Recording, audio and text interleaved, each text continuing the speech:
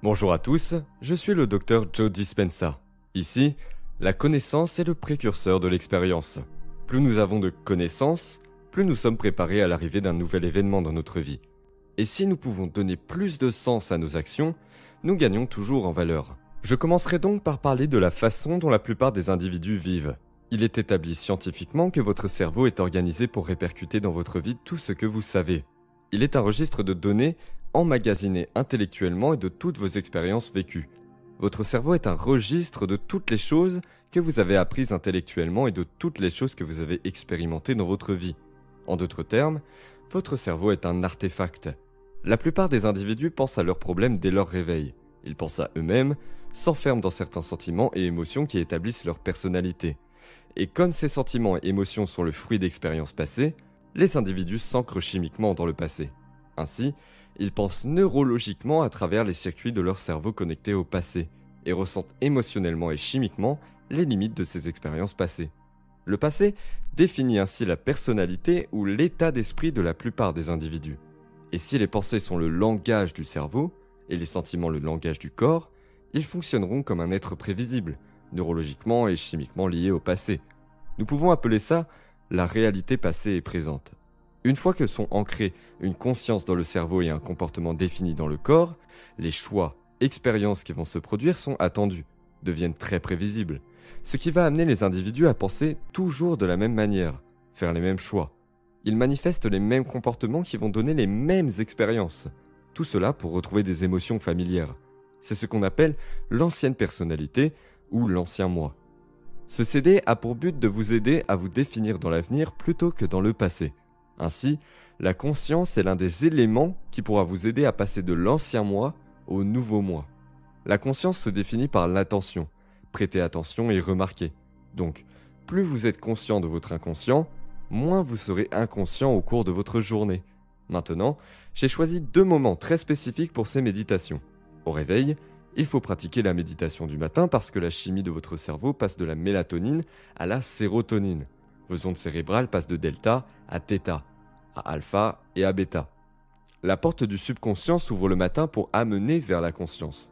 Donc, si vous commencez à penser à une nouvelle réalité pour vous-même, vous commencez à penser à une nouvelle expérience que vous aimeriez avoir si vous commencez à envisager une nouvelle façon d'être. Vous prendrez ainsi du temps de votre vie bien rempli pour envisager une expérience future. Penser et contempler provoque une construction neurologique dans votre cerveau. Nous allons donc vous demander de réfléchir à une réalité future dont vous voudriez faire l'expérience, à un changement en vous que vous voudriez adopter, à un type d'événement qui vous attend dans le champ quantique. Le lobe frontal, notre centre créatif, également appelé couronnement de l'être humain, s'active lorsque vous commencez à envisager un nouvel événement futur et lorsque vous posez des questions spéculatives impliquant le si. À quoi cela ressemblerait-il ? Comment ce serait ? Quel avenir m'attend ? Qu'est-ce que je veux ? Le lobe frontal se connecte à toutes les autres parties du cerveau comme un chef d'orchestre et regarde le contenu entier du cerveau. Il sélectionne alors un réseau de neurones liés aux connaissances intellectuelles ou aux expériences vécues et commence à assembler ces données de manière transparente pour créer un nouveau niveau d'esprit. Et comme vous commencez à vous rappeler de cet événement futur, il y aura un moment où vous aurez une vision, un symbole ou une image dans votre esprit. Ceci est une intention. Vous forcerez alors votre cerveau à se déclencher dans de nouvelles séquences, de nouveaux schémas et de nouvelles combinaisons. Vous commencez à réorganiser les circuits de votre cerveau pour le changer et lui donner l'impression que cet événement futur a déjà eu lieu. À présent, il n'est plus un enregistrement du cerveau mais une carte vers le futur, vous permettant ainsi d'entrer dans une réalité présente et future.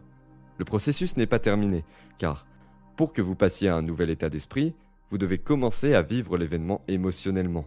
Autrement dit, vos pensées doivent se transformer en expérience dans votre esprit. Si cela se produit, le résultat donne un sentiment ou une émotion. Ou bien, je vais vous demander d'apprendre à votre corps, sur le plan émotionnel, comment cet événement futur va être ressenti avant qu'il ne se produise. En combinant cette intention claire avec de la gratitude, de la joie ou de l'inspiration, cela produit un sentiment illimité d'autonomisation de votre corps. L'esprit inconscient commence à croire et accepter qu'il vit dans cette réalité future dans le moment présent, activant ainsi de nouveaux gènes d'une nouvelle manière. Ainsi, votre corps vivra maintenant dans le futur au lieu du passé, changeant votre biologie car vous serez alors dans un nouvel état d'esprit.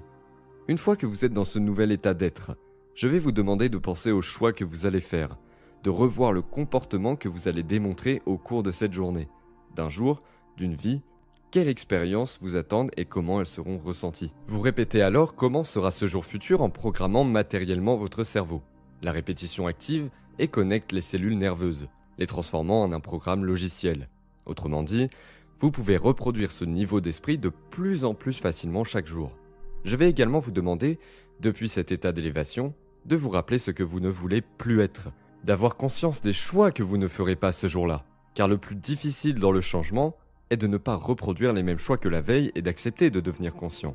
Ainsi, pour ne pas revenir à votre ancien état d'esprit, vous allez réaliser, prendre conscience des choix à ne plus faire, des habitudes et comportements à ne plus adopter.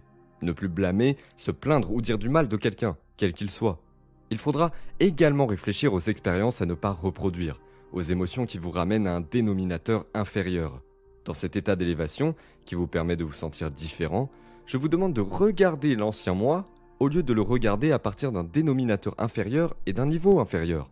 Ce simple processus de prise de conscience de votre moi inconscient vous permet de rester conscient. Ceci est très significatif.